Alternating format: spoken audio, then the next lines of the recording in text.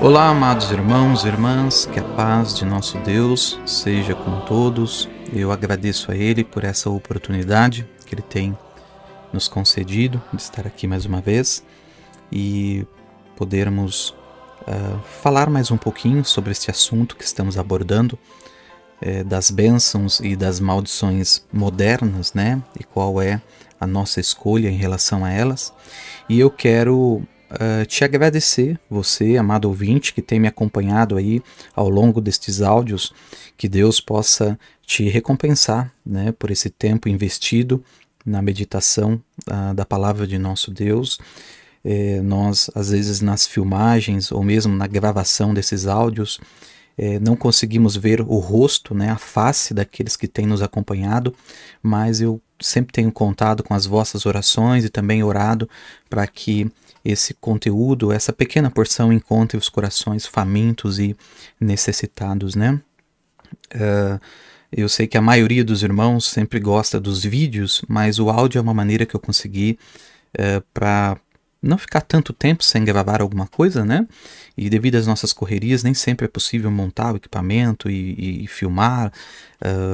Então, é um meio que Deus tem provido, e saber que há irmãos e irmãs que têm acompanhado com afinco é uma coisa que nos encoraja a continuar, né? E do profundo da minha alma, o meu desejo é que essa pequena porção tenha agregado ou esteja agregando à sua vida, atribuindo a você, amado irmão e irmã, mais encorajamento, mais instrução bíblica, tanto para a sua própria vida, como também para você instruir aqueles que estão no seu círculo familiar ou no seu círculo de fé. Esse tem sido, assim, o meu desejo, o meu foco, né, o meu alvo, e mesmo reconhecendo a nossa pequenez, mas tentando, com a porção que Deus nos deu, compartilhar com mais alguém, né? Então, eu realmente quero agradecer a cada irmão, cada irmã, e que você nunca se esqueça de orar por nós, né? Colocar o nosso nome, a nossa vida nas suas orações, porque mesmo que eu não tenha conhecimento de todos, saiba que nas minhas orações eu sempre tenho pedido a Deus que a palavra, a mensagem, e aqui eu estou na figura de um dos transmissores, né? É isso que o quinto de Efésio é, um transmissor da verdade, já pregada, já anunciada. Então, estando como esse transmissor, meu desejo é que tenha uma união entre o necessitado e a mensagem que vai suprir, né? Que vai saciar o coração, a alma daqueles que estão buscando a verdade do Evangelho. Sempre lembrando que a palavra de Deus, ela não vem para semear em nós o que nós queremos, mas aquilo que nós precisamos, né? E é o mesmo que eu peço que Deus faça no nosso assunto de hoje.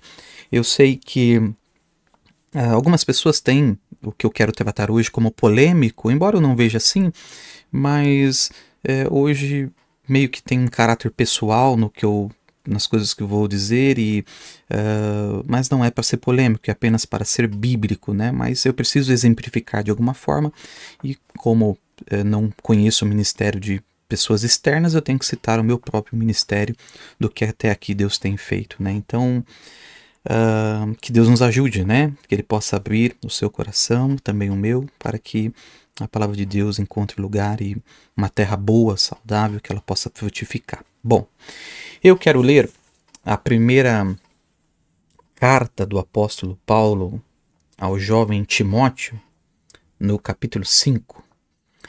E eu vou ler aqui a partir do versículo 1, né? O meu versículo alvo é o versículo 8, mas eu vou ler a partir do 1 para nós termos um contexto. Então, te convido você pegar a sua Bíblia, o seu caderno, a sua caneta e unir-se a nós nesse período. Tenho certeza que de alguma forma o Espírito Santo te abençoará. Primeira carta a Timóteo, capítulo 5, versículo 1. Você conhece essa escritura ela é muito conhecida. Timóteo é uma carta pastoral, é uma carta de instruções de um apóstolo a um jovem pastor, né? Sabemos que Timóteo foi pastor da igreja de Éfeso, embora ele mesmo tenha feito também uma obra apostólica. E na instrução do capítulo 5, Paulo está falando de como a igreja deveria, no seu livro de ajudas, a igreja primitiva, e não só pelo apóstolo Paulo, né? A gente tem outros escritores considerados pais da igreja do primeiro, segundo e terceiro século que nos atestam que isso que Paulo vai dizer aqui era feito na igreja primitiva, que era ter um livro de registro onde eram inscritos as pessoas que precisavam mensalmente ou semanalmente ou recorrentemente de ajuda financeira da igreja. Então, aqui Paulo ele vai dizer quem pode e quem não pode ser ajudado financeiramente, falando especificamente das viúvas, né? Mas no versículo 8 ele vai tratar de uma maneira geral, e eu vou tomar esse versículo inicial e depois nós vamos citando outras referências. Bom, não repreendas asperamente o ancião, mas ademoesta-o como a pai, aos moços como a irmãos, as mulheres idosas como a mães, as moças como a irmãs em toda a pureza. Honra as viúvas que verdadeiramente são viúvas. Aqui eu paro um pouquinho, só para nós fazer um comentário acerca da palavra honra.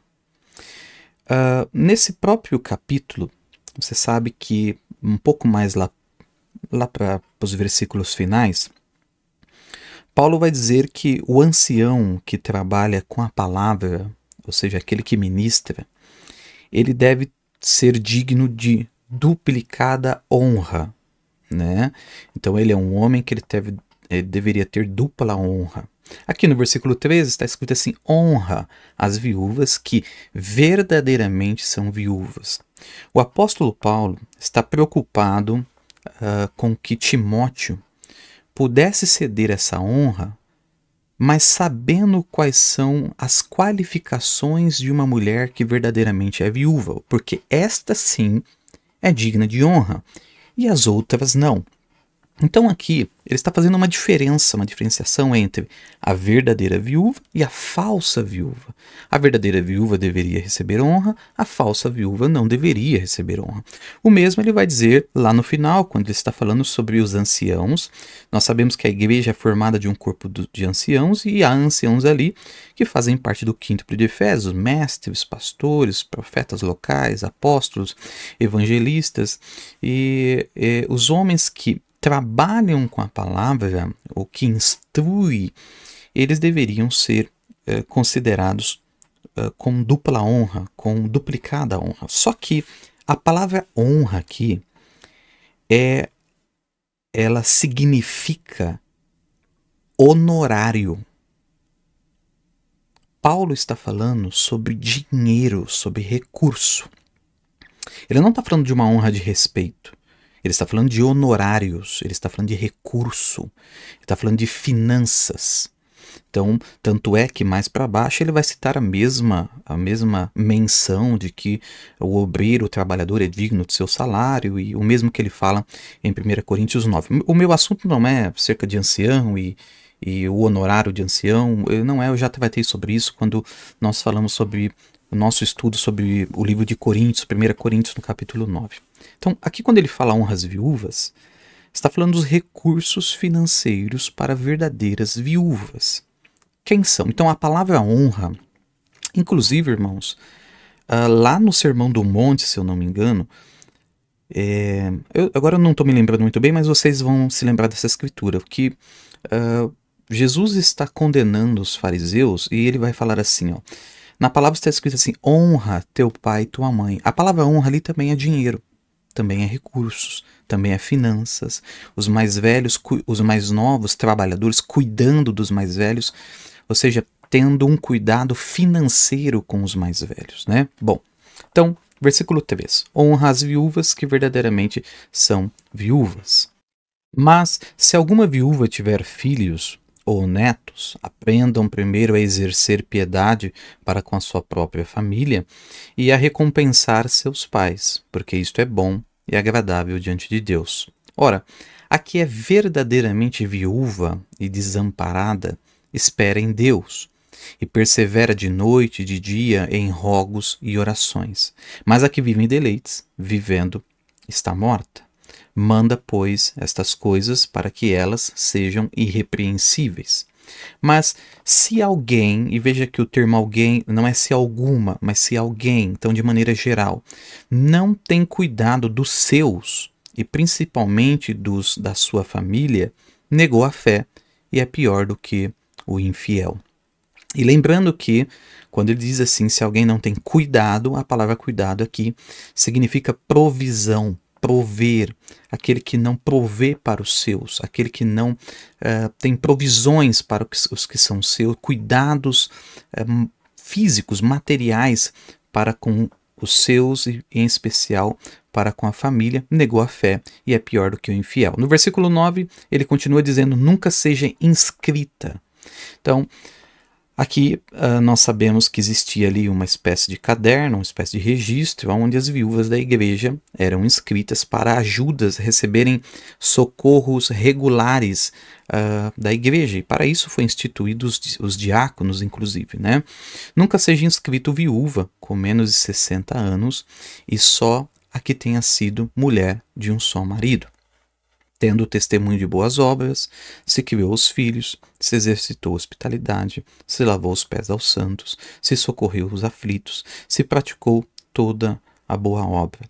Mas não admitas, então, a orientação dele é que as mais novas não deveriam ser inscritas na ajuda regular da igreja, porque quando se tornam levianas contra Cristo, querem casar-se, tendo já a sua condenação por haverem aniquilado a primeira fé. E, além disso, aprendem também a andar ociosas de casa em casa, e não só ociosas, mas também tagarelas e curiosas, falando o que não convém. Quero, pois, que as que são moças se casem, gerem filhos, governem a casa, e não deem ocasião ao adversário de maldizer, porque já algumas se desviaram, indo após Satanás. Se algum crente ou se alguma crente tem viúvas, socorra-as e não se sobrecarregue a igreja para que possa sustentar as que de verdade são viúvas. Então o versículo 16 é que se no grupo de crentes eles podem socorrer essas viúvas, que a igreja não fosse sobrecarregada com isso, para que a igreja pudesse não ficar sem fazer nada, mas ajudar aquelas que de verdade são viúvas. Amém? Que o Senhor Jesus acrescente as bênçãos à leitura de sua palavra e também a nossa meditação, à medida que nós vamos examinando essas escrituras e também comentando acerca delas. Pois bem, meus irmãos, como nós já estamos falando ao longo desses áudios e dessas ministrações, nós vivemos tempos de uma corrupção geral, como prometido pela Bíblia, inclusive na carta de Paulo a Timóteo, tempos trabalhosos, tempos difíceis. Não apenas isso, mas nós estamos vivendo num tempo de uma crise de identidade, onde a igreja ela não sabe o que ela é. E quando a igreja não sabe o que ela corre o risco de se tornar aquilo que as pessoas dizem que ela tem que ser. E é isso que tem acontecido, né? E o trabalho central, no meu entender, o trabalho central da mensagem do tempo do fim é restaurar não apenas os milagres, os dons, a doutrina, mas restaurar a identidade da igreja. Uma vez que sabemos que assim que a noiva souber o que ela é, portanto, assim que ela tiver a sua identidade corrigida, então o rapto se dará. É isso que disse o irmão Branham, e é isso que nós temos buscado em cada pregação, em cada estudo, pôr em prática essa restauração. Não uma restauração, como disse, apenas doutrinária, de dons, de ministérios, mas uma restauração de identidade da igreja. Quando nós realizamos um exame apurado das características dessa eclesia de nosso Senhor Jesus Cristo, nós percebemos que a Igreja Universal portanto, manifesta em corpos locais visíveis, né? A Igreja de Cristo é visível, né? Porque ela está espalhada em corpos locais. Ela tem na sua existência e no seu desenvolvimento, no seu caráter, né? Três âmbitos em que ela está inserida, três esferas em que ela trabalha. E, na verdade, o que eu quero comentar hoje, no nosso estudo, é que a igreja ela está aqui para executar uma única coisa, uma única ordem. Dessas três esferas, uma única é o dever dela e as duas demais são consequências desta que é primordial. E essas esferas, esses âmbitos que a igreja faz parte, que ela está mergulhada, é uma esfera espiritual, porque ela tem como meta e objetivo primordial as questões espirituais, mas ela também trata da questão pessoal, porque a igreja é formada de pessoas. E a terceira vertente é que ela também, por estar inserida nisso, trabalha com questões sociais. Então eu quero dividir aqui esses três pontos, esses três terrenos em que a igreja está inserida: o espiritual, o pessoal e o social. E para que a igreja saiba qual é a sua identidade, ela tem que conhecer qual deveria ser o seu papel nesses campos que ela está mergulhada, que ela está inserida, né? Então o nosso assunto, com a ajuda de Deus, eu quero analisar um pouco o aspecto social de um corpo local, porque eu acredito que tem sido atribuído uma falsa identidade ao que a verdadeira Igreja de Cristo deveria ser e fazer relacionada às questões sociais. Quando eu digo que nós vivemos num tempo de crise de identidade, isso pode ser atestado com a mentalidade dos líderes e com a mentalidade dos membros atuais. Formar uma identidade é algo muito difícil, leva tempo, é um trabalho árduo, um trabalho contínuo. Você pega uma criança, se você que está me ouvindo é pai, é mãe, você sabe como é difícil a construção da identidade daquela criança. Eu tenho observado que uma boa parte das pessoas, elas querem fazer parte de uma igreja pronta, de uma igreja completa. Quando, na verdade, os filhos de Deus, eles se unem a um corpo local, se ajuntam a um corpo local, para trabalhar com o caráter deste corpo, desta congregação, dando àquela igreja, dando àquele corpo local uma identidade, lutando, batalhando, sofrendo, porque caráter não é um dom. Caráter é a somatória de vitórias que nós vamos tendo. Isso pessoalmente e falando como igreja também, porque a igreja ela tem uma identidade. E a identidade da igreja é formada pelos membros daquela igreja, pelas várias identidades daquela igreja. Ora, nós nos lembramos do texto, que eu já tratei sobre isso, a verdadeira igreja de Deus, e eu não estou falando de uma união invisível, tá bom? Eu creio na união invisível da noiva de Cristo, mas isso não nega o fato de que a igreja de Cristo é visível. A união é invisível, é verdade. Sem nos conhecermos, estamos pregando o mesmo evangelho que está sendo pregado na Suíça, na Rússia, no México. Mas existe uma igreja visível. Tanto é que Paulo perseguiu esta igreja e a luz disse: Paulo, por que me persegue? Ele diz: quem és tu, Senhor? Eu sou Jesus a quem você está perseguindo. Então, e quem ele estava perseguindo era a igreja, e a igreja tinha o caráter de Cristo, e mais que isso, a igreja tinha a identidade de Cristo, identidade essa que eu acho que tem sido perdida, deformada, corrompida, mas que a mensagem do tempo do fim, por meio do sétimo anjo, tem restaurado, e que os filhos de Deus hoje estão sedentos por colocar isso em prática, né? Então, as pessoas elas querem uma igreja pronta, uma igreja em que elas têm que se assentar e não fazer absolutamente nada. E eu penso que um verdadeiro filho de Deus une-se a um corpo local para dar identidade a esse corpo local também, por meio da luta, por meio do sofrimento, por meio de posicionamentos, por meio de socorro aos irmãos, mas a grande maioria quer encontrar tudo pronto. E muitas vezes, quando estes que querem encontrar tudo pronto se unem a uma igreja, eles se comportam como senhores da obra.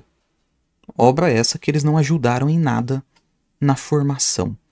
Chegam e encontram tudo pronto. Então, isso que eu estou dizendo é uma coisa óbvia. A identidade de uma igreja é, na verdade, a identidade da membresia.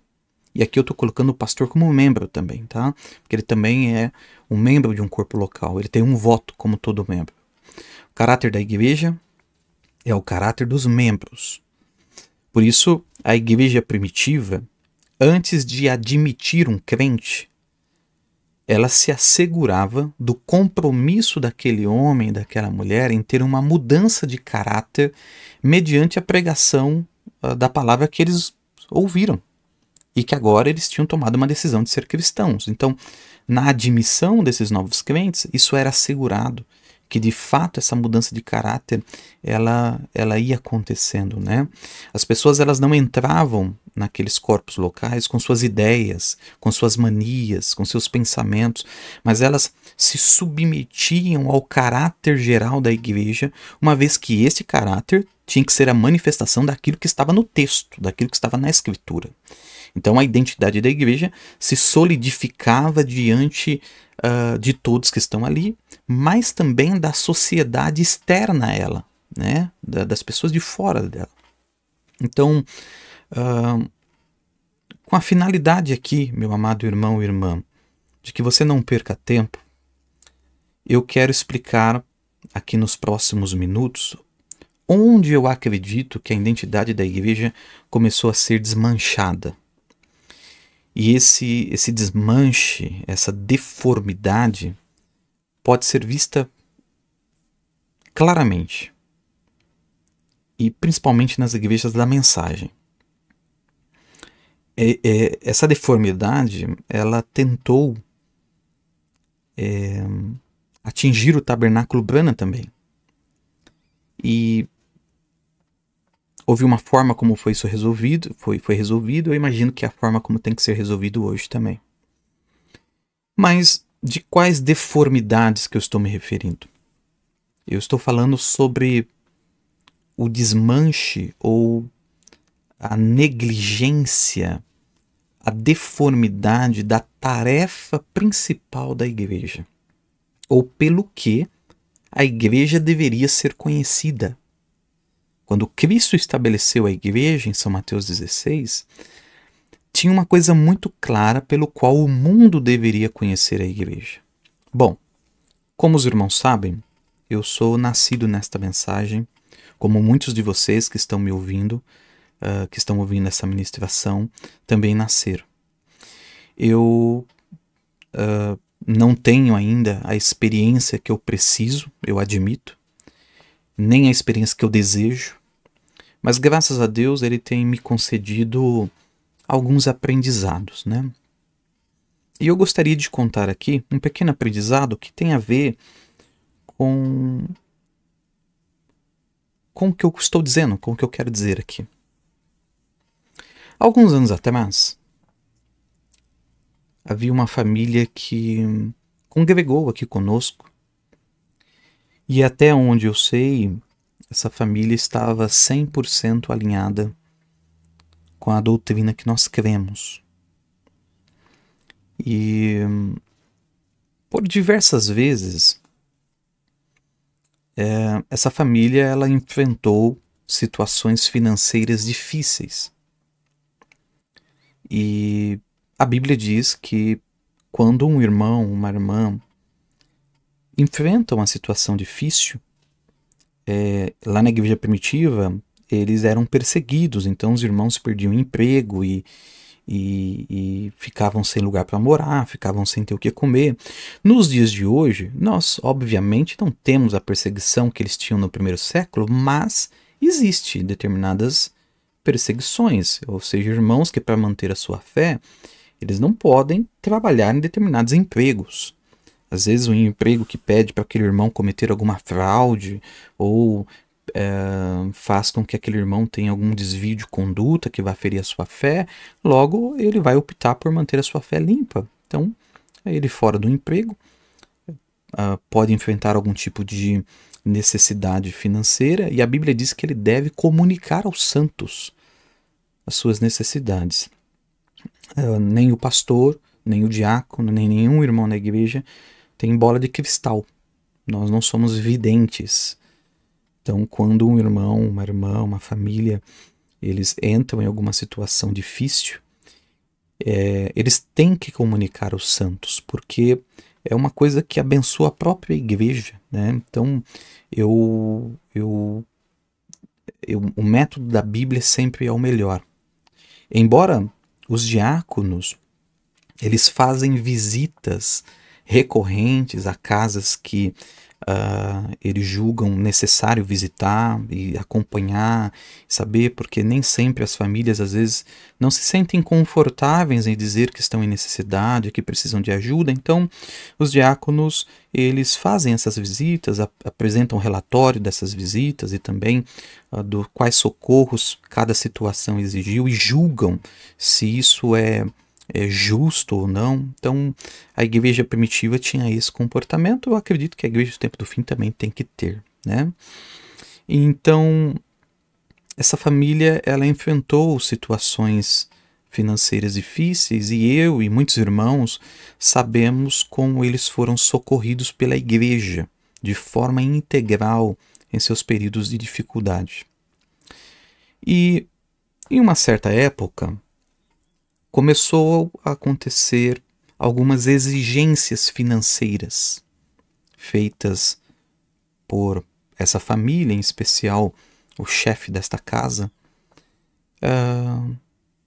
Exigências começaram a ser realizadas para a igreja.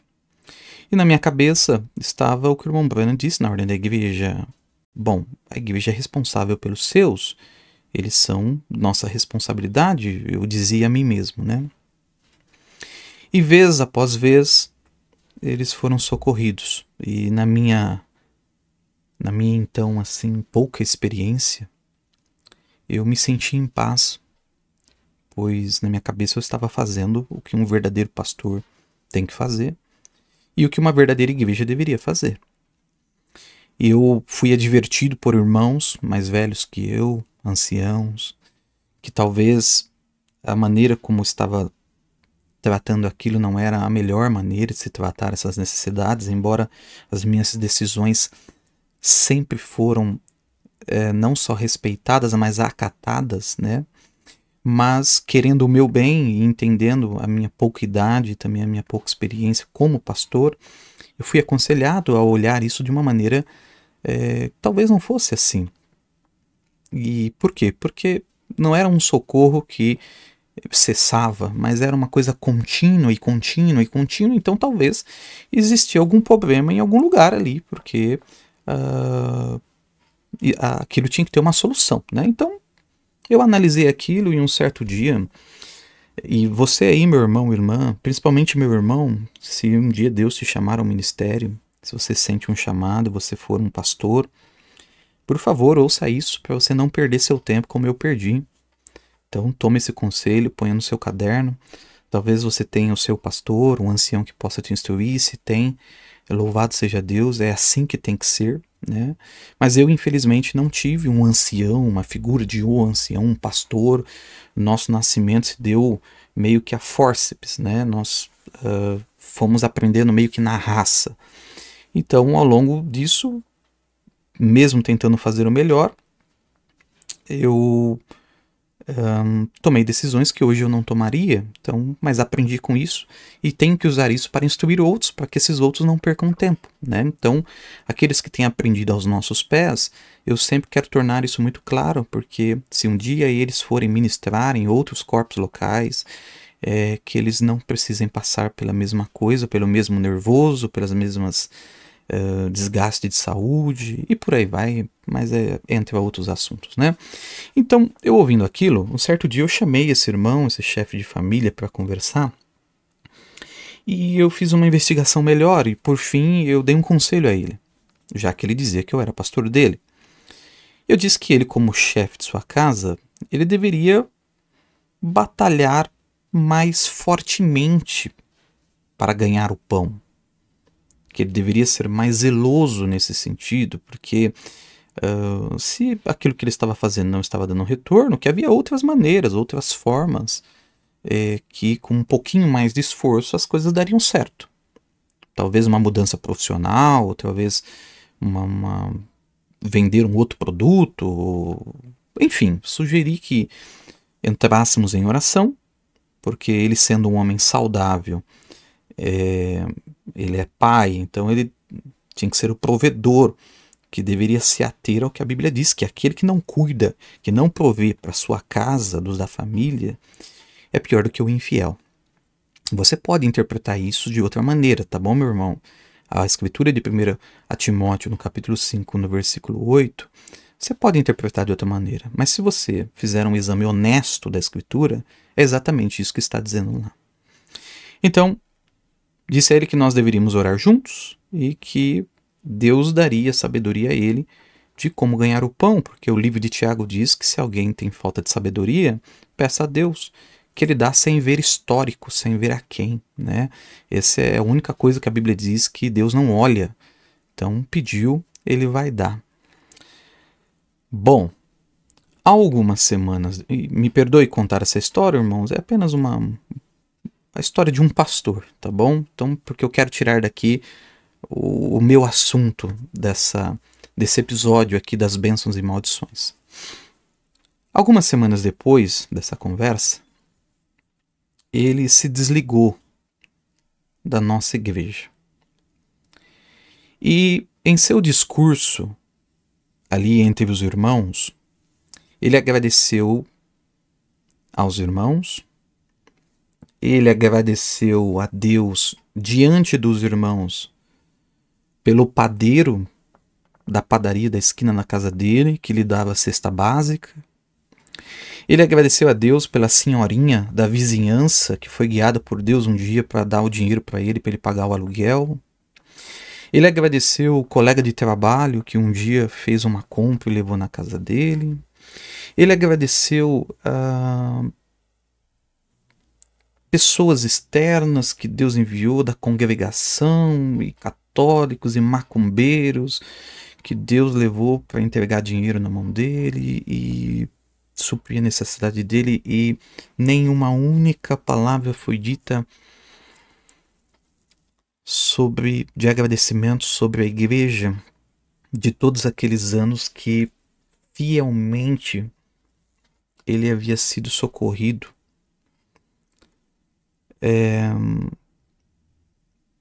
pelos irmãos, pela igreja como um todo, nos seus momentos, entre aspas, de dificuldades. E tudo bem, eu creio que a ingratidão ela faz parte da personalidade de Lúcifer, que esteve a todo momento no céu, mas quando saiu de lá, se comportou como se comportou. No entanto, eu compreendo que talvez ele tenha na época se esquecido de todas as coisas, e embora eu, os diáconos, a igreja, a administração e todos os irmãos sabíamos muito bem como tinha sido até ali. Isso nunca foi lançado em face e está tudo bem.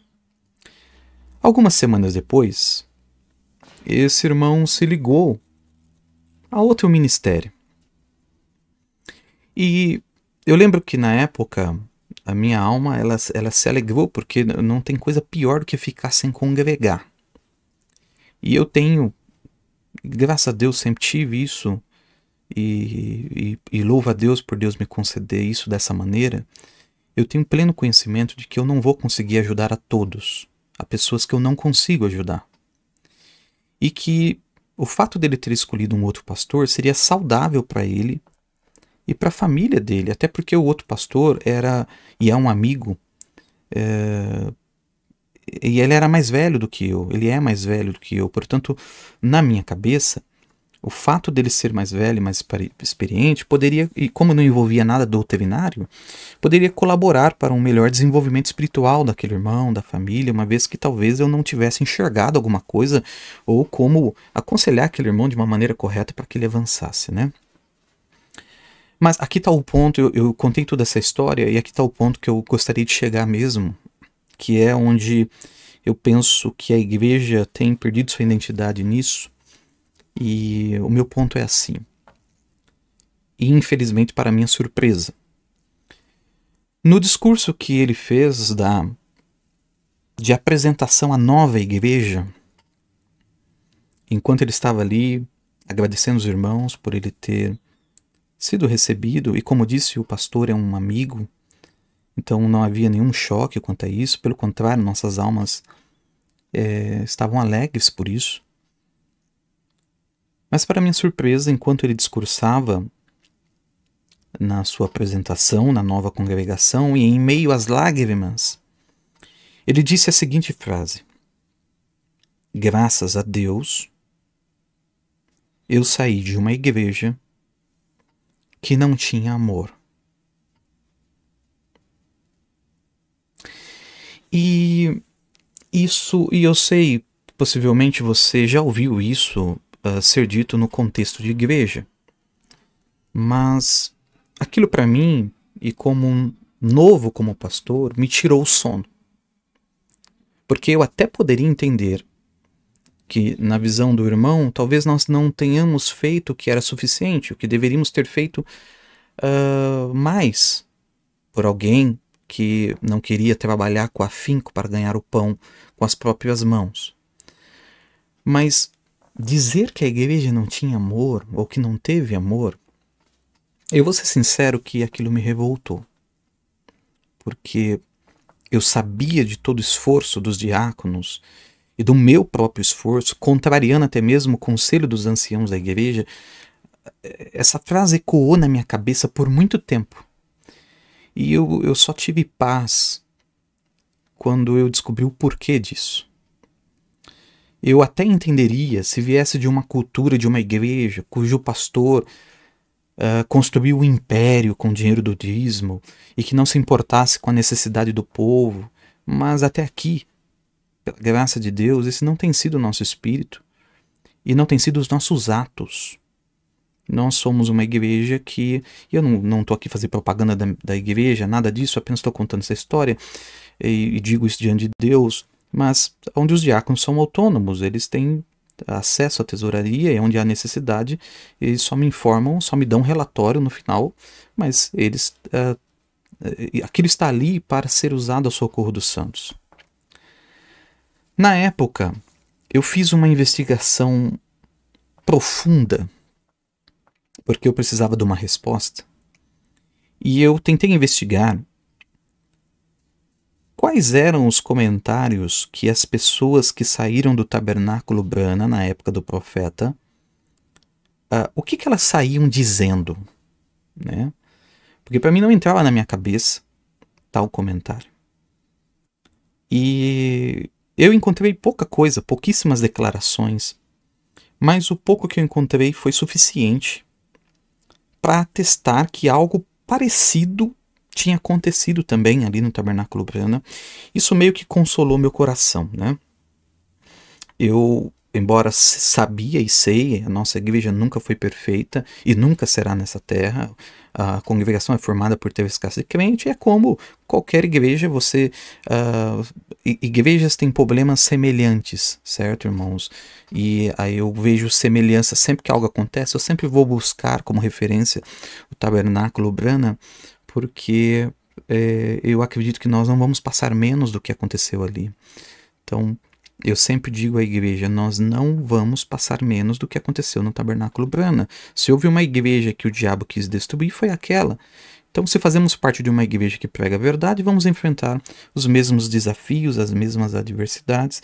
E, como eu disse, muitas pessoas não congregariam no tabernáculo Brana se elas soubessem as coisas que aconteceram ali. Inclusive, é um estudo pendente que eu tenho de reunir por meio não só das fitas, mas de alguns documentos que eu tenho comigo, de problemas que o tabernáculo Brana teve, para que todos saibam que coisas aconteciam ali, principalmente como aquelas coisas foram resolvidas. O irmão Branham diz, cada arma do inferno está apontada para esse tabernáculo, e eu acredito que essas mesmas armas hoje estão apontadas para todo o corpo local que tem o zelo ou a missão de pregar, viver e executar a verdade do Evangelho de nosso Senhor Jesus Cristo. Então,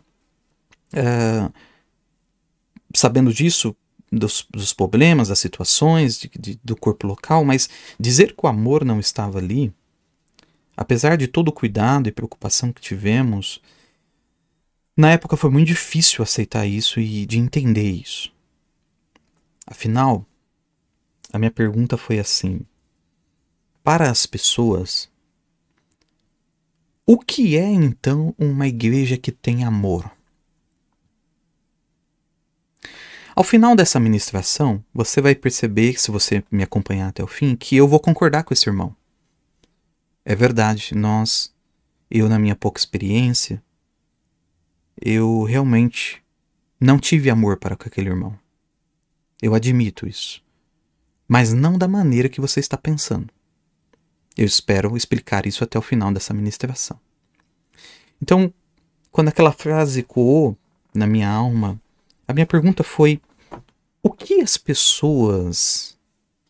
para as pessoas, o que é uma igreja que tem amor? Será que o que as pessoas hoje olham para uma igreja e diz que ela tem amor é o que os nossos irmãos sentiam quando a igreja foi fundada? A igreja de Tessalônica, de Filipos, de Colosso, de Coríntios. O que era o amor que as pessoas buscavam naquela época de uma igreja, de uma congregação local? E qual é o amor que as pessoas estão buscando de um corpo local hoje?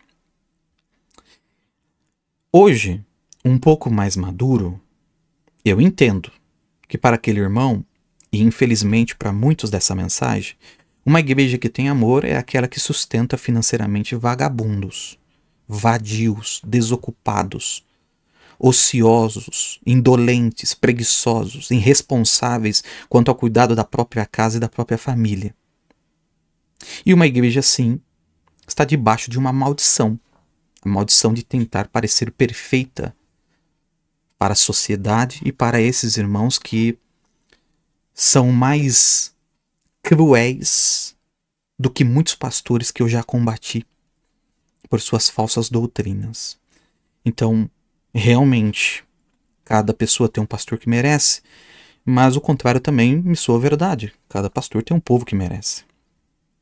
Então, vai haver uma concordância no que eu vou dizer no final, de que realmente eu concordo com este irmão.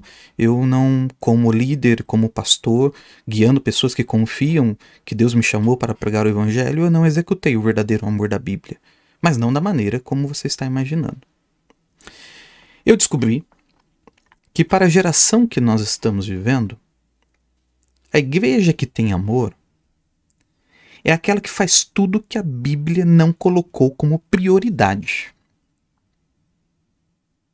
E que deixa de fazer a sua principal tarefa para servir as mesas para aqueles que têm ventres insatisfeitos, para que eles comam, para que eles se alimentem.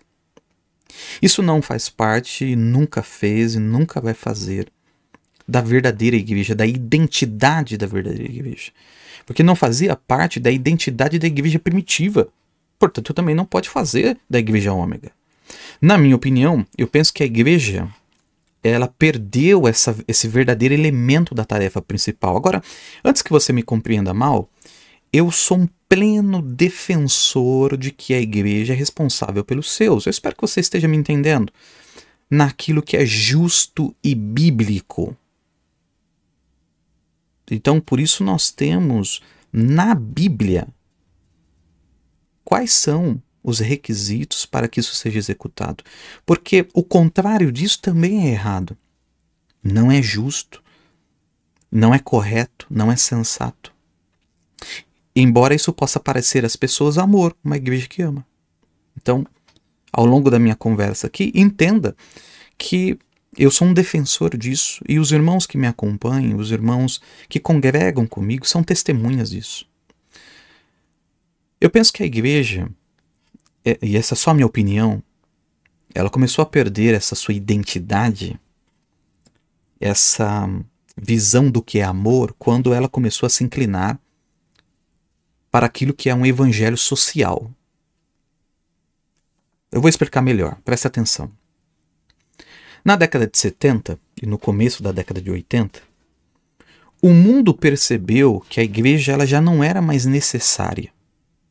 O pensamento era o seguinte: para que nós vamos ter a igreja se a igreja é uma fonte de indignação?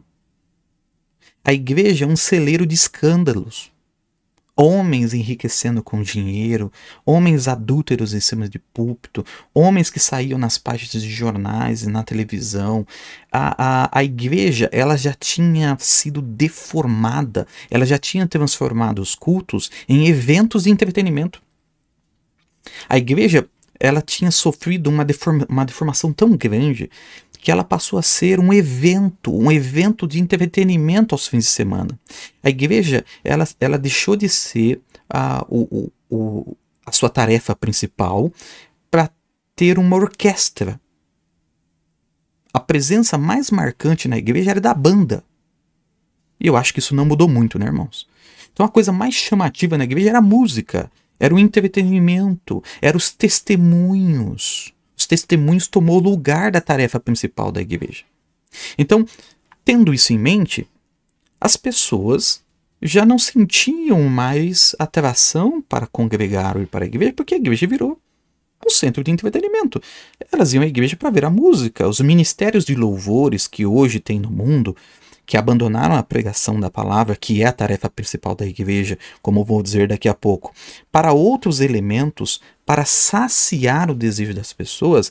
Ora, aquelas pessoas sinceras olharam para aquilo e não quiseram mais fazer parte daquilo. Então, eles partiram para viver uma cristianização não institucional. A ideia era que a igreja, com os seus eventos de entretenimento, com a sua banda de música, e mesmo assim sustentando homens ali no altar cheios de pecado, comprovadamente caídos, que a igreja dessa forma estava atrapalhando as pessoas a se tornarem cristãs. Estavam atrapalhando o verdadeiro evangelismo, porque como que você iria falar de Jesus Cristo e levar aquela nova alma para uma igreja assim? Então, o evangelismo passou a ser uma coisa individual e socialmente focado, não na pregação da palavra, mas no indivíduo pessoalmente, na felicidade daquele indivíduo, no bem-estar daquele indivíduo enquanto ele estava na casa dele lendo a Bíblia, dizendo que a presença de Deus também estaria ali, e que se você apenas fizesse isso lá na sua casa, você estaria cumprindo o que a Bíblia diz que é congregar. Tudo isso sem a pregação do Evangelho. Por meio disso, aqueles que pertenciam à igreja começaram a fazer parte dessas dependências que já existiam. Ou seja, eles não pertenciam à igreja, mas, no entanto, eram cristãos. Tudo bem, não é ir à igreja que faz eles cristãos, é verdade. Então, eles como cristãos deixaram de participar da igreja para participar de ONGs, para participar de hospitais, para participar de escolas, para participar de centros de socorros aos pobres. Inclusive na Inglaterra, uma lei foi estabelecida, né, que ela carrega esse nome de socorro aos pobres. Então, pessoas que se voluntariaram, enquanto elas estavam ajudando os pobres, enquanto elas estavam ali cuidando dos feridos, elas estavam então executando o verdadeiro cristianismo, o que a Bíblia diz que é a verdadeira religião, mas não em detrimento da pregação do Evangelho, como foi colocado na época. Porque tudo isso está muito bem, são agências, são dependências como ONGs, hospitais, escolas, socorro aos pobres, socorro aos necessitados. Eu mesmo tenho aqui o cadastro de nomes junto comigo, que tenho tentado numa associação ir à Cracolândia e ali ajudar. Está tudo bem, mas isso nunca substituirá a igreja e a pregação do Evangelho. E outra coisa, essas instituições, a igreja não é concorrente delas, a igreja não está concorrendo com elas, porque elas nunca poderão fazer aquilo que a igreja foi construída para fazer, que está na identidade da igreja, que é pregar o Evangelho. A igreja não está aqui para educar os homens, a igreja não está aqui para fazer as pessoas felizes ou para que elas tenham bem-estar. A igreja está aqui para pregar o evangelho. A música não está aqui para substituir a pregação do evangelho. O gabinete pastoral, ali o aconselhamento pastoral não está aqui para substituir a pregação do evangelho. Aliás, se a pregação do evangelho for bem feita, é o que eu creio e que eu tenho pregado isso, os escritórios ficarão vazios, os atendimentos escritórios serão mais raros, porque tudo que a pessoa precisa está na pregação do evangelho. Então, eles migraram de uma igreja visivelmente caída, com escândalos, que é uma pedra, que se tornou uma pedra de tropeço, migraram para ONGs, onde eles faziam trabalhos sociais, e ali sim estava sendo expressado o amor. Mas será que é isso que a Bíblia diz? Será que é isso que a Bíblia diz que é uma verdadeira igreja? E que é uma igreja que tem amor, é que faria isso? Eu creio em tudo isso. Mas eu creio que tudo isso é consequência de uma tarefa principal. E se você fala assim, ok, pastor, mas tem igrejas que não fazem nada disso. É verdade. Claro que isso não é um problema meu. Eu tenho que ser responsável pelo que eu faço. Mas é verdade. Tem igrejas que não fazem nada disso. Mas elas não fazem nada disso porque o principal não está certo. Porque o principal não está sendo feito, que é a pregação do evangelho. E de pregai o evangelho. É isso, essa é a ordenança. Esse é o fundamento da igreja. Então, eles não fazem porque o principal não está sendo feito. Porque se o principal for feito, todas essas coisas são consequências. Então, entenda, eu não estou dizendo que a igreja não deve fazer. Só estou dizendo que essa não é a obrigação principal da igreja. E essa não deveria ser as características que um filho de Deus olha para dizer se a igreja tem amor ou não. Me entende? No entanto, a igreja que tem amor seria a igreja que tem amor hoje, para alguns, seria aquela que herdasse, colocasse dentro de si esses elementos sociais. Entende? A igreja que tivesse esses elementos sociais é então aquela que tem amor, fugindo da sua tarefa principal, que é anunciar as boas novas. É verdade que a igreja ela deve cuidar, ela tem a obrigação de cuidar a verdadeira igreja, tá bom, irmãos? A verdadeira igreja. Cuidar dos órfãos, das verdadeiras viúvas, dos famintos, não só dentro da igreja, fora da igreja também, é o que os pais da igreja do primeiro e segundo século nos disseram, mas essa não é a tarefa principal. Ela tem que ser feita como consequência. Mas a tarefa principal da igreja, e por que eu estou dizendo isso, irmãos? Eu sei que eu tenho uma grande chance de ser mal compreendido. Se eu for, paciência, eu vou fazer o quê? Mas se você me olhar, me ouvir com o espírito que eu estou tentando dizer, você entende que eu não estou negando nenhuma dessas coisas. Eu só estou dizendo que essas coisas, elas também podem ser feitas por seitas. Ajudar os pobres e tal, ela pode ser feita por seitas, por organizações heréticas. A associação do candomblé, da macumba, pode fazer isso. E se essa for a ótica, elas têm mais amor do que muitas igrejas. Ninguém, na minha visão hoje, se essa for a ótica, ninguém tem mais amor do que a Igreja Católica Apostólica Romana. Eu já vi, não me contaram, eu já vi a maneira como eles trabalham, o zelo.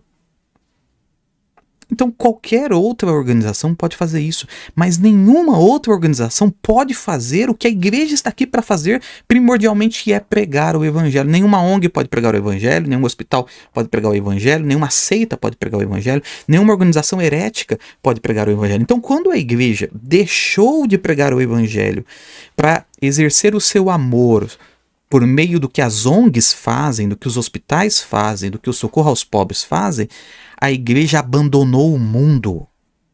A igreja abandonou a humanidade quando ela deixou de fazer a sua tarefa principal, que era pregar o evangelho. Me entende? Ela abandonou o mundo. E hoje ela está colhendo o preço disso. Nunca, jamais. E quando que ela abandonou a pregação do evangelho? Quando ela começou a colocar homens que não pregaram o evangelho. Quando ela se inclinou a não querer ferir as pessoas pela pregação do evangelho. Então, já que o mundo não tem a pregação do evangelho pela única instituição que pode pregá-la, que é a igreja, e a igreja se uniu a eles, a igreja então deu as costas. E ela está fazendo o que qualquer outra pessoa pode fazer.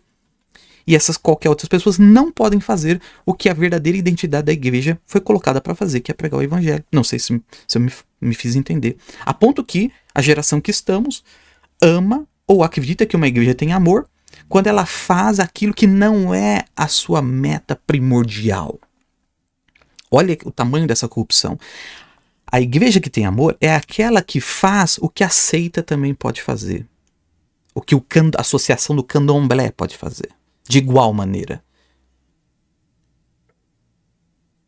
Mas nem a seita, nem o grupo herético, nem o governo, nem o Estado pode fazer o que a igreja deveria estar fazendo, que é pregar o evangelho. É engraçado, porque veja só, as pessoas tornam uma igreja que tem amor, uma igreja que faz isso, e eu repito, para que eu não seja mal entendido, a igreja deve fazer isso, mas como consequência da sua tarefa primordial, que é pregar o evangelho. Por que as pessoas vão? Para ouvir a pregação integral do evangelho.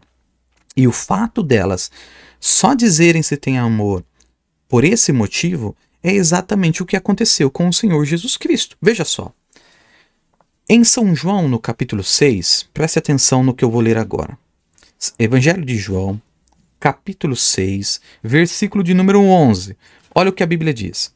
E Jesus tomou os pães e, havendo dado graças, repartiu-os pelos discípulos, e os discípulos pelos que estavam assentados, e igualmente também os peixes, quanto eles queriam. Então aqui é o evento da multiplicação dos pães. Lembrando a você que todos os milagres que Jesus realizou foram secundários. O motivo principal de Jesus, ou a missão principal de Jesus, não eram os milagres. A missão principal de Jesus era a pregação. A pregação, o envio de sua mensagem era a missão principal.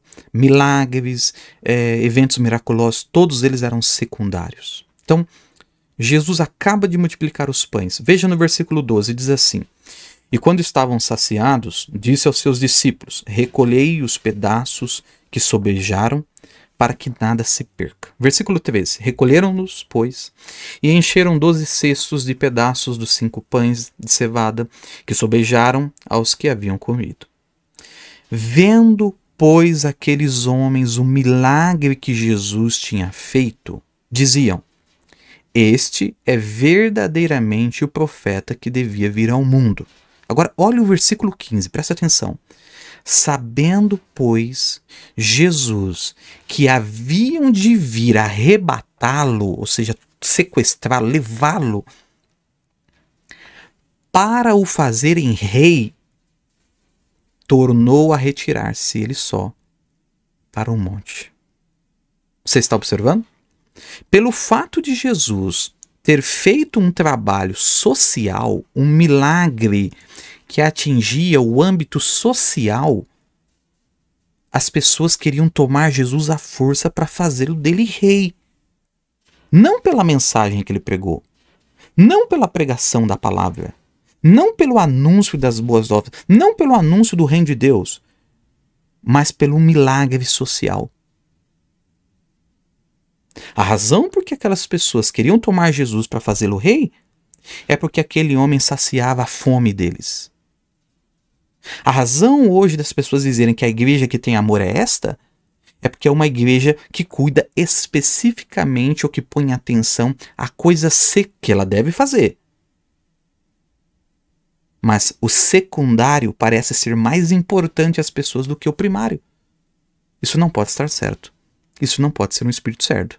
Isso não pode chegar a uma conclusão certa e por isso não pode alcançar um bom objetivo, um bom fim. O Cristo que tem amor, o Cristo que ama, é aquele que multiplica os pães e que sacia a fome de todos, e não aquele que prega e que ensina. E hoje a mesma coisa acontece. Nós não podemos nos esquecer, irmãos. A tarefa principal da igreja é a pregação. A pregação é tudo. É por meio dela que tudo acontece. Tanto é que na instituição dos diáconos, você se lembra o que os apóstolos disseram?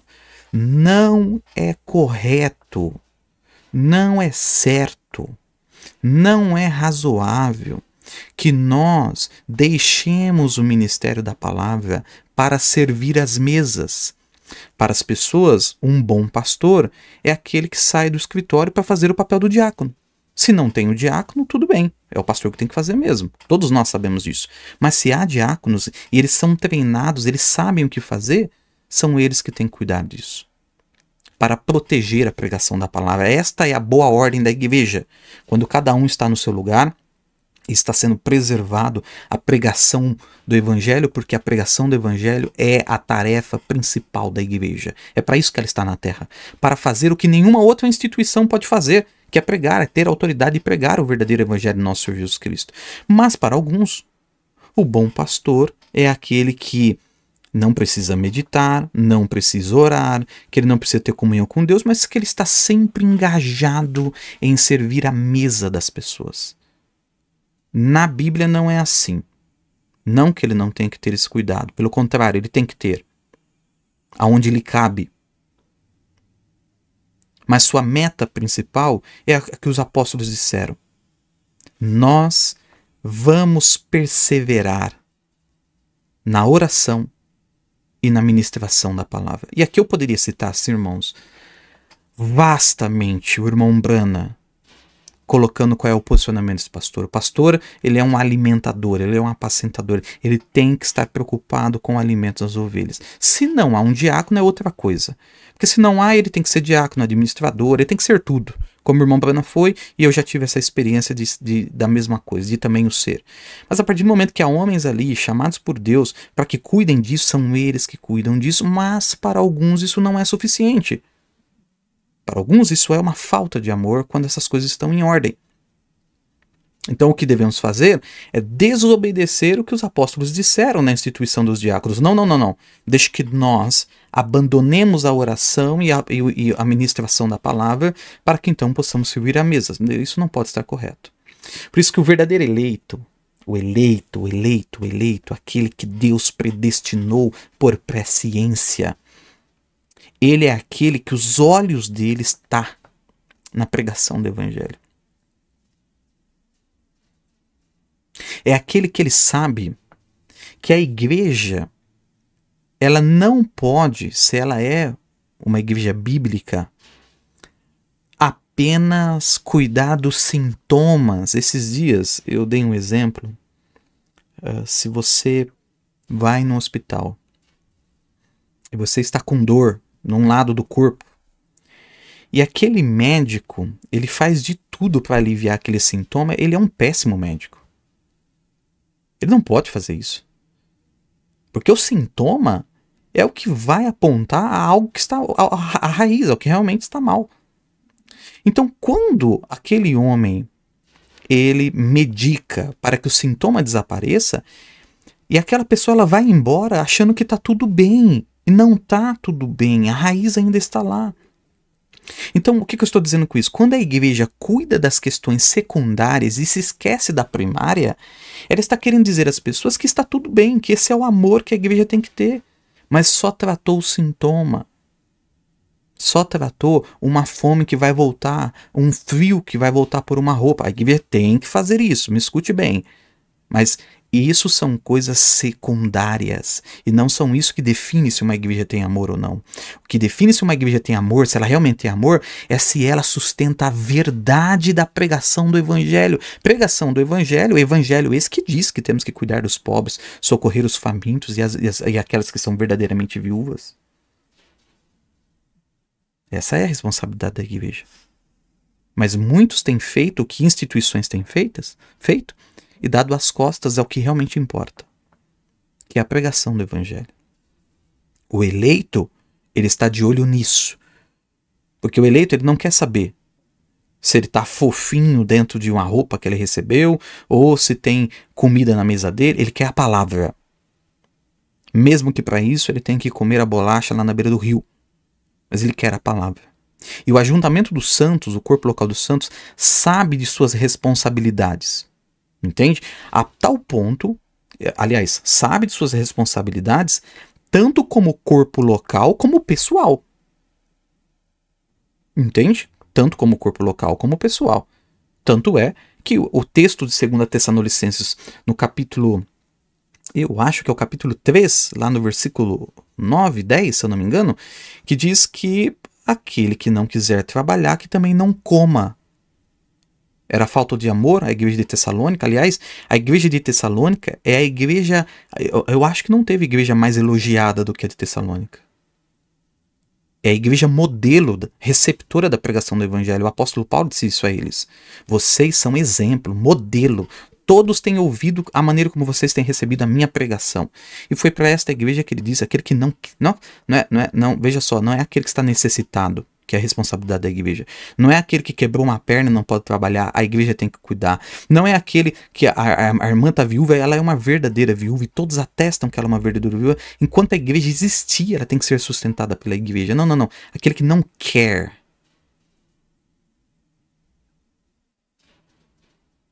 trabalhar. Ah, não, pastor, é porque eu só sei mexer no computador. Ou eu só sei fazer isso, você entende? Porque aquele que quer, ele vai lavar carro, ele vai fazer alguma coisa. Por quê? Porque se ele não faz pelos seus, ele é pior do que o infiel. Se ele não faz pela família, ele é pior do que um infiel. E foi aonde eu errei muitas vezes, irmão. Porque para mim, ser um bom pastor e ser uma boa igreja era sustentar estes infiéis. Hoje eu já aprendi melhor, graças a Deus. Mas ali tentando não errar, e com o zelo, tentando o máximo de zelo que eu podia. Mas eu entendo hoje que, na verdade, quando aquele irmão disse que a igreja não tinha amor, por consequente ele estava falando de mim também, é verdade, irmãos. Eu não tive o verdadeiro amor para com aquele irmão e para com a família. Porque se eu tivesse o verdadeiro amor, eu pregaria o evangelho. Eu pregaria e pregaria e pregaria e a pregação ajudaria ele. Mas eu quis tratar os sintomas. Então ele espirrava e eu estava ali. E eu estava preocupado se ele tinha chulé no pé. E todos esses cuidados que só tratam o sintoma e não a alma. E não em pregar para aquele demônio sair do corpo daquele meu irmão, aquele mau espírito sair e colocar dentro dele a responsabilidade dele como um homem, como cristão. E realmente eu não o amei. Porque eu deveria ter pregado mais profundamente. Eu deveria ter pregado o evangelho com mais afinco. E não estar tão preocupado em fazer as pessoas felizes na igreja, ou bem-estar na igreja, ou que as pessoas fossem boas, porque o evangelho não está aqui para fazer as pessoas boas.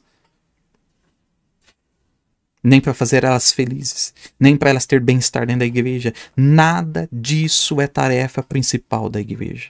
A tarefa principal da igreja é a pregação nua e crua do evangelho. E eu creio, porque eu tenho visto isso. Eu tenho visto irmãos, e é a identidade desses irmãos que está restaurando a identidade da igreja. Irmãos, me perdoe a expressão, mas com a faca nos dentes, entende? Irmãos que estão pela pregação do evangelho com tudo que tem. E que não dá certo uma coisa, eles estão buscando outra, e com tudo que tem. Eles não arredam o pé, estão posicionados. E eles fazem de tudo para preservar a pregação do evangelho. Tudo. Porque tem que haver isso. Porque a Bíblia diz que a identidade da igreja é essa. As portas do inferno não vão prevalecer contra ela. Então hoje há uma restauração desse sentimento de como a pregação da verdade é a meta principal de uma igreja. E que essa meta principal vai levar as outras coisas que são consequências pessoais e sociais da igreja. Ora, enquanto eu estou pregando o evangelho, eu estou tratando do espiritual. Quando eu tenho uma reunião de escritório com alguém, é um caráter pessoal. Espiritual também é verdade, mas pessoal. Quando estamos tratando do que diz Tiago da verdadeira religião, e é a verdadeira religião, tratar daqueles que estão em necessidade, é o aspecto social da igreja que tem que haver. Mas nada disso substitui a tarefa principal, primordial da igreja, que nenhuma outra instituição no mundo vai fazer, que é pregar o Evangelho, o Santo Evangelho de Nosso Senhor. Então eu compreendo que uma igreja que não tem amor é aquela que não prega a verdade.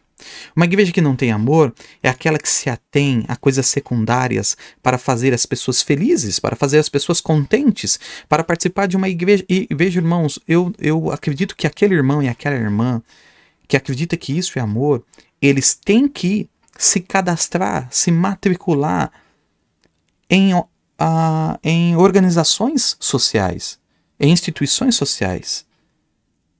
Mas não achar que a igreja tem por meta principal isso.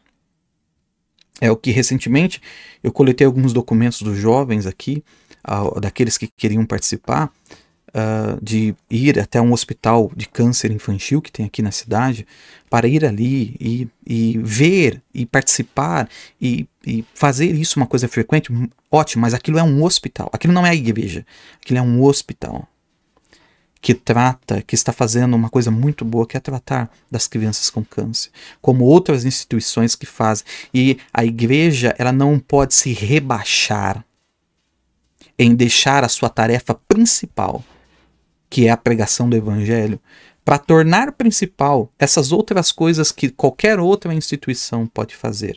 E uso o termo rebaixar, não porque o cuidado com os doentes ou o cuidado com os pobres não é importante, mas é porque nada disso é mais importante do que a pregação do Evangelho. Palavras de William Branham: não há chamado maior na terra do que a pregação, chamado para a pregação do Evangelho. Eu sei que isso é um pouco duro, talvez um pouco amargo, mas é o que a igreja tem que colocar como meta principal, e estas coisas vão seguir como consequência. Então, a igreja que ama é aquela que prega a verdade.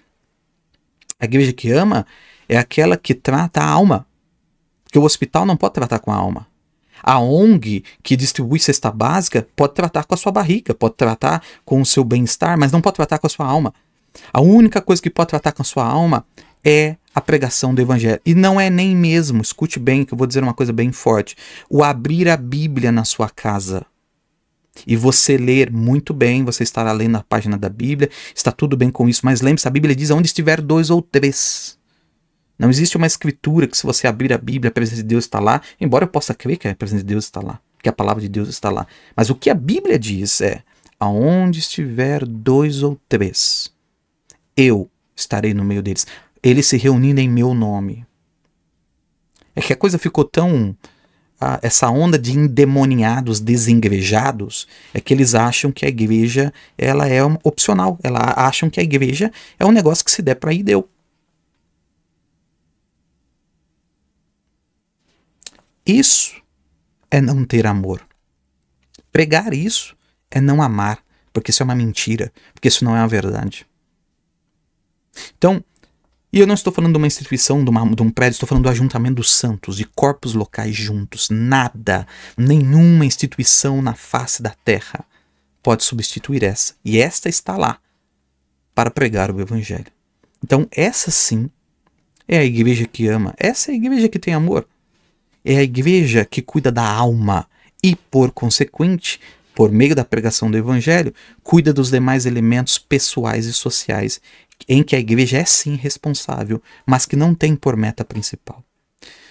Eu não sei se eu me fiz entender, espero que sim, que o Espírito Santo não só leve esta palavra ao seu coração, mas que também possa expressar um pouco do meu espírito acerca disso. Nós queremos cumprir a Bíblia em todos os seus aspectos, mas tendo como primordial aquilo que vem para saciar a alma, saciar o interior do eleito, porque é o que o eleito está. Eu não quero fazer Jesus rei na minha vida porque eu comi, ou porque ele multiplicou pães e peixes. Embora muito bem, graças a Deus ele fez isso, e a igreja tem que fazer, socorrer no trabalho social, como disse, mas como consequência. Mas eu quero fazer rei porque o que ele fala supre a minha alma, me muda, me transforma, muda o meu caráter, entende? Eles queriam fazer Jesus rei por uma coisa errada, por uma coisa não primordial, é o que eu quero dizer. Eles queriam tomar Jesus e sentar ele no trono porque Jesus resolvia um problema social. Eles querem uma igreja que tem amor porque a igreja resolve um problema social. Isso não pode estar certo, irmãos. Eu quero Jesus rei porque o que ele fala me muda. Porque o que ele fala me dá fé. E aonde estiver 2 ou 3, ele estará. Então por isso eu me uno a um corpo local. Porque ali prega o verdadeiro evangelho. Aonde a presença de Deus está, e de irmão Brana, é a atmosfera desse corpo local que traz os milagres. Então, eu tenho dito isso aos irmãos várias vezes. Será mais honesto nós darmos as costas a tudo isso e irmos para o mundo. E aí sim, cumprir nosso papel social, se é que é isso que para nós é amor. Porque em algum momento a Bíblia, a verdade da Bíblia e a verdade da mensagem vai chocar com os nossos interesses e daquilo que nós chamamos de amor. O mais honesto é que nós abandonemos tudo e vamos viver, já que, como disse recentemente, pertencemos a nós mesmos. Vamos viver a nossa ideia do que é uma igreja social que beira a um pensamento de Trotsky, de Marx, de comunismo, de socialismo, e que pode acalentar e pode saciar as barrigas daqueles que estão precisando, mas que jamais, jamais poderá substituir o alimento da alma de cada um deles, porque isso só por meio da igreja de nosso Senhor e Salvador Jesus Cristo, instituída por Ele, e que as portas do inferno jamais vão prevalecer contra ela. Deus te abençoe, Deus abençoe a sua vida e até a próxima, se o Senhor assim nos permitir. A eternidade tu contemplarás, como o ladrão na cruz que olhou para Jesus e a porta do céu lhe abriu. Quero estar em seu repouso, quero estar escondido em ti. O inimigo não me encontrará, pois em ti escondido estou.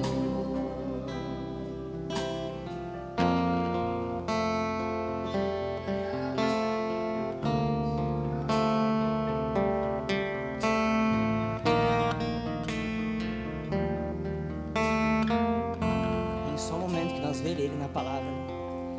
Em um só momento que a Ele vê, a eternidade tu contemplarás. Eu sou Ele, Senhor, como o ladrão na cruz que olhou para Jesus e a porta do céu lhe abriu. Vamos dizer, irmão, nós queremos estar, Senhor. Quero estar em seu repouso.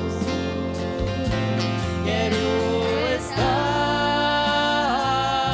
escondido em ti. O inimigo não me encontrará, pois em ti escondido estou. Quero estar em seu repouso. Quero estar escondido em ti.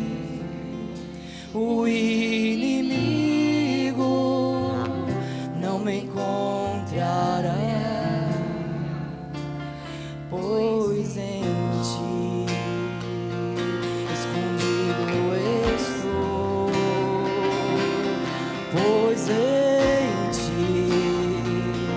escondido estou. O inimigo não me encontrará, pois em ti escondido estou.